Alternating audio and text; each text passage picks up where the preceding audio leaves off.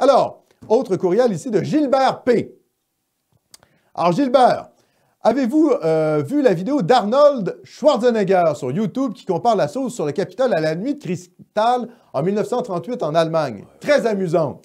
On dirait qu'il veut abuser des émotions des Américains avec un scénario touchant et de la belle musique à les faire pleurer. Il leur demande à tous de mettre leur allégeance politique de côté pour supporter Joe Biden. On dirait bien une façon déguisée de dire « Rangez-vous dans le camp des démocrates, ils sont les bons, les républicains sont les méchants, Gilbert P. » Alors, pour vous, Gilbert, pour vous, j'ai écouté cette vidéo, parce que j'aurais jamais écouté la vidéo de Schwarzenegger. Et qu'est-ce que j'en ai déduit? Je pense que j'ai mis l'image ici, okay. Philippe. Alors, c'est assez ridicule quand Schwarzenegger compare les SS aux Proud Boys. Les Proud Boys, vous savez, c'est une espèce de milice patriotique qui défendent en gros la civilisation occidentale, mais ils ne sont pas sur une ligne raciale. C'est-à-dire, comparer les Proud Boys dont le chef est un Cubain, Enrique Tarrio.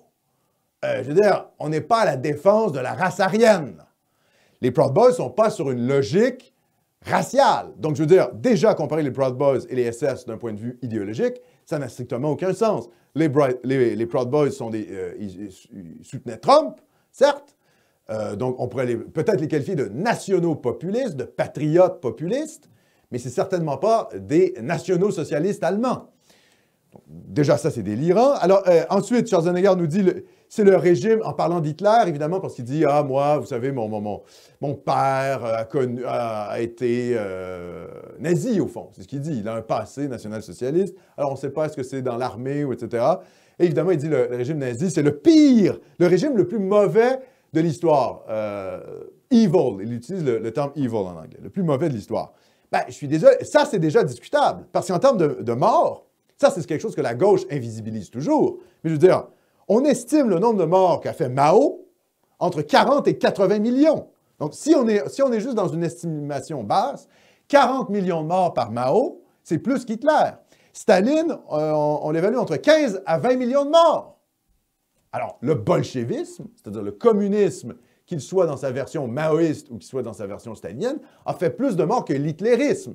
Et alors, beaucoup, beaucoup plus que le fascisme italien. Le fascisme italien, en termes de morts, c'est très, très, très peu de choses. Il y a très peu de, je dirais, de dissidents, même d'hommes de gauche, qui ont été assassinés par le régime mussolinien. Et des morts politiques par le régime fasciste de Benito Mussolini, c'est très, très peu. Et le régime de Mussolini dure quand même très longtemps, c'est-à-dire de 1922 à environ 1942, 1943, où finalement il se fait capturer, puis ensuite il revient avec la République sociale italienne, bon, etc.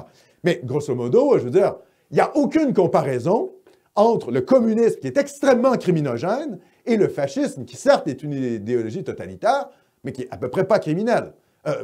Ce qui est moins vrai du national-socialisme. Le national-socialisme a été beaucoup plus criminogène que le fascisme italien, si on veut faire des distinguos réels. Mon cher Philippe, tu veux réagir?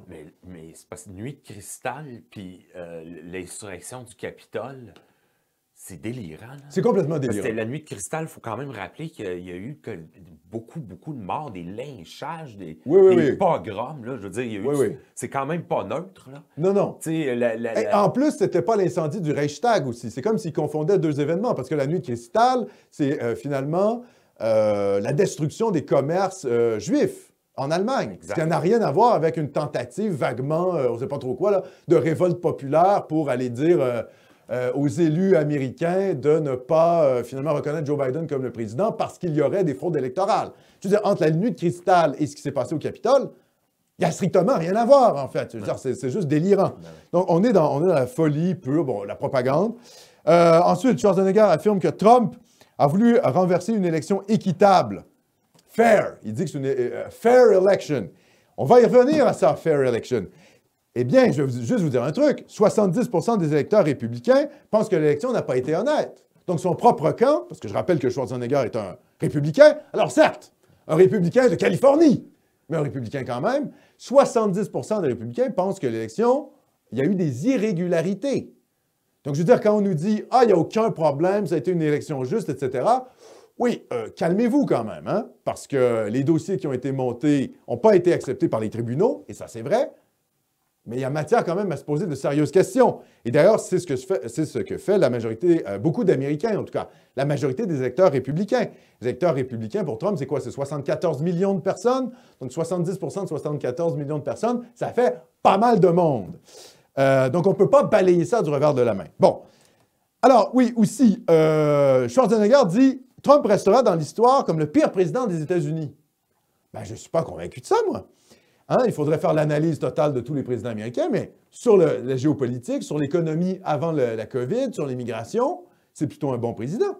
On ne voit pas vraiment en quoi Trump est un si mauvais président. Je veux dire, comparativement à Obama, qui n'a pas fait grand-chose, à part déstabiliser le Proche-Orient, moi, Trump m'apparaît hautement supérieur, même s'il n'a fait qu'un mandat.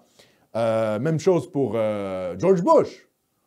Invasion de l'Irak, enfoncer les États-Unis dans des guerres perpétuelles au Proche-Orient, des milliers de morts américains pour on ne sait pas trop quoi, hein, pour que l'Irak devienne finalement un espèce de pays semi-satellite de l'Iran.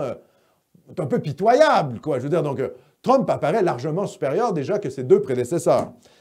Donc, voilà. Ensuite, l'Amérique reviendra de ses jours sombres et rayonnera à nouveau.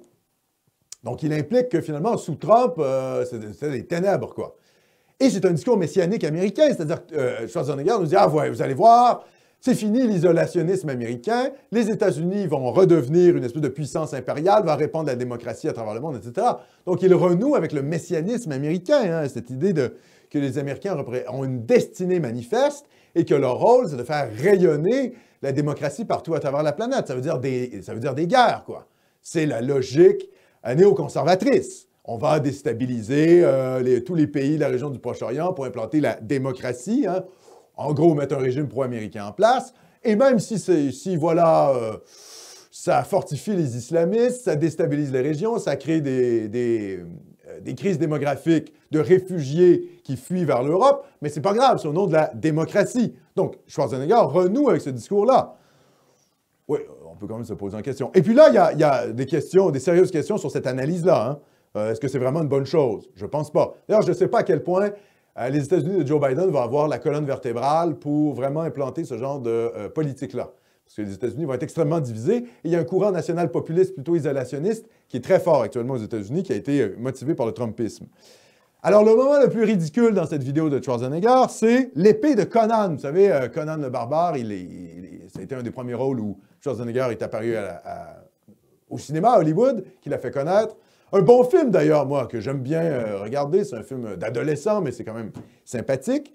C'est ridicule, quoi. Il sort l'épée de Conan, vous voyez, ça, c'est l'épée de Conan. C'est une épée, à chaque fois qu'on la bat, elle résiste, comme la démocratie. À chaque fois qu'elle se fait attaquer, elle en ressort plus fort, blablabla. Bon.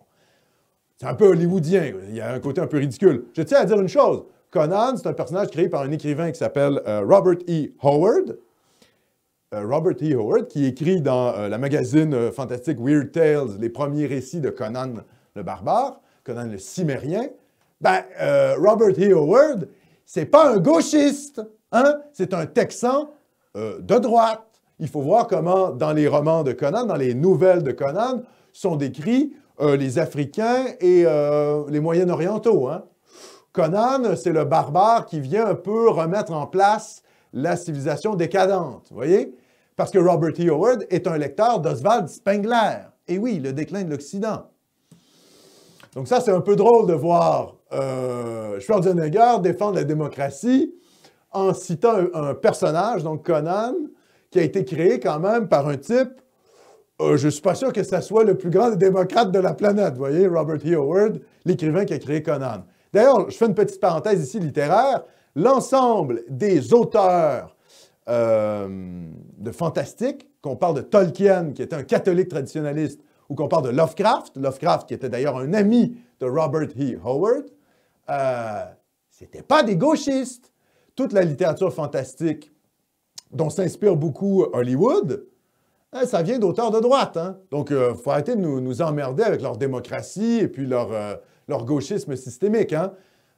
Howard n'était pas du côté de Black Lives Matter. On se comprend. Bon, fin de parenthèse. Ensuite, Schwarzenegger continue là-dessus. Nous avons besoin de réformes. Réforme du collège électoral pour avantager les démocrates. On ne comprend pas trop ce qu'il veut dire.